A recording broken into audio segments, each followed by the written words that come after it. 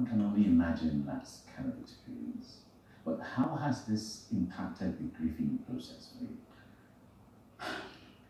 It's very difficult. I mean, it's very, very difficult.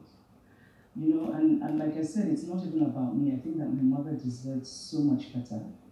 My mother deserved respect. My mother deserved courtesy. My mother never did anything to that man. My mother gave to the church. My mother gave to him. I can tell you stories of my mother. Father, we should take drinks. You know, my mother, she deserved better. And so it's been very, very painful. Very, very painful. And I think also the way that my mother died, you know, like I said, on the Sunday she was in church. The Friday before she was at Stations of the Cross. On the Sunday she was fine, you know, and then Monday she's dead. And I just think my mother deserved better. You know, I cannot help but think of, you know, one of the Beatitudes. It's the second Beatitude. Blessed are those who mourn, for they shall be comforted. We were not comforted. And that priest failed. He failed terribly at his duty. Instead of comforting us, he increased our pain. My siblings and I were so bitter. And I cannot tell you how, you know, I should be allowed to mourn my mother in peace. But I haven't been able to. I haven't been able to because of what this man did. And I haven't been able to because this man has not faced any consequences for his action.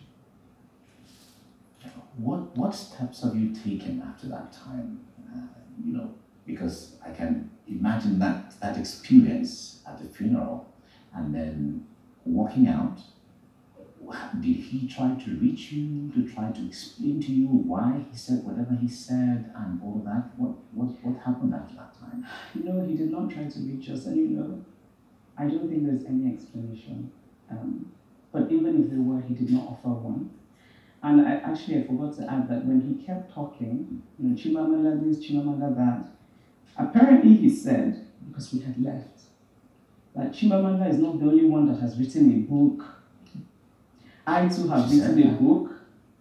She's not the only one that has gone to America. I have also gone to America.